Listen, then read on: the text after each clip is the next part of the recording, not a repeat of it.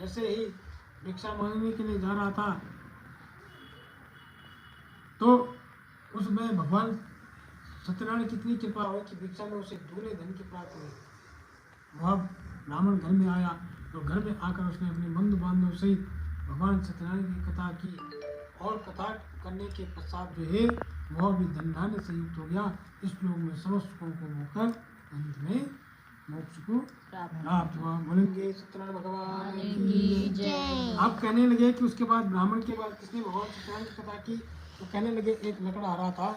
जब ब्राह्मण कथा करने के बाद धन धान्य से युक्त हो गया तो एक लकड़ा हरा था, लकड़ा हरा लकड़ी बेचने के लिए चल दिया और उसे प्यास लगी तो ब्राह्मण के घर में चला गया। जो ब्राह्मण भगवान सत्यनारायण की कथा कर रहा था, ब्राह्मण सदानंद के घर में लकड़हारा आया। उसने लकड़हारे ने पानी लिया और ब्राह्मण से पूछने लगा कि और आप यह किस देवता का पूजन कर रहे हैं। तो ब्राह्मण कहने लगा कि हे लकड़हारे, मैं भगवान सत्यनारायण की पूजा कर रहा हूँ, व्रत कथा को कर रहा हूँ और आज मेरे पास जो भी धन दौलत ऐश्वर्य संतान सब कुछ उन्हीं की कृपा से है, इसलिए मैं उनके उत्तम व्रत को कर रहा हूँ।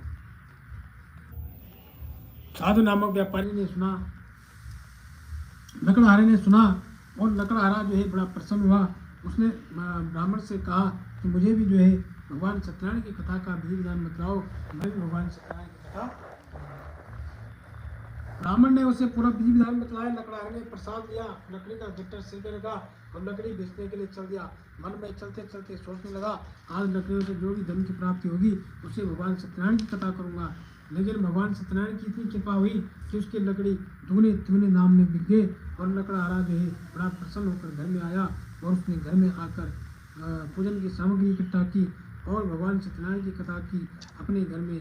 उस कथा के प्रभाव से वह लकड़हारा धन धान्य से हो गया और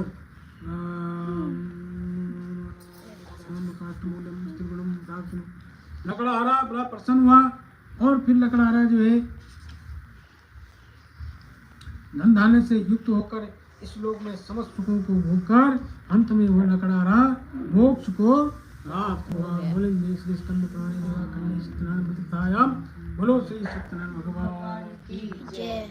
ओम हरि ओम सीताराम सीताराम सीताराम हरे जय विधि राम जय विधि रही सीताराम सीताराम सीताराम हरे विधि राखे राम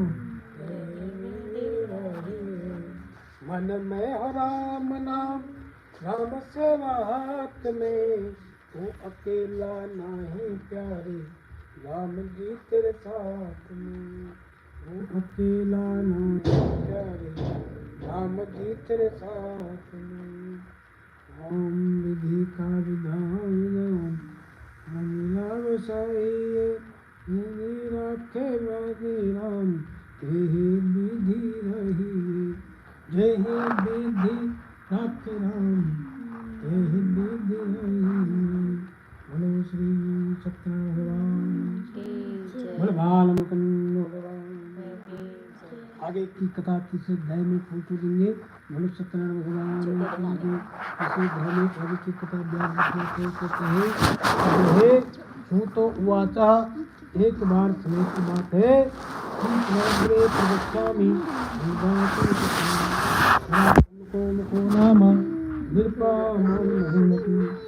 प्राचीन समय की बात है। उनका मुख नाम का एक राजा था, बड़ा जितेंद्रिय था, को धन देकर संतुष्ट करता था। एक दिन राजा और रानी भद्रशिला नदी के तट पर भगवान सत्यनारायण की कथा कर रहे थे। तभी वहाँ पर एक साधु नामक व्यापारी आया। वह व्यापारी राजा रानी को सदन में देखकर पूछने लगा कि मुझे कृष्णराजनम भक्ति युक्तेन चेतसा तत्सर्वं श्रोतुमिच्छामि प्रकाशम कुरु तत्सर्वं। कि हे राजन, आप भक्ति चित्त युक्त होकर ये किस देवता का पूजन कर रहे हैं। तो राजा कहने लगा, वह राजा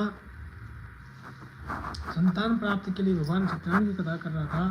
तो राजा कहने लगा कि मेरे पास धन की कमी नहीं है, लेकिन भगवान सत्यनारायण का मैं व्रत कथा कर रहा हूँ संतान प्राप्ति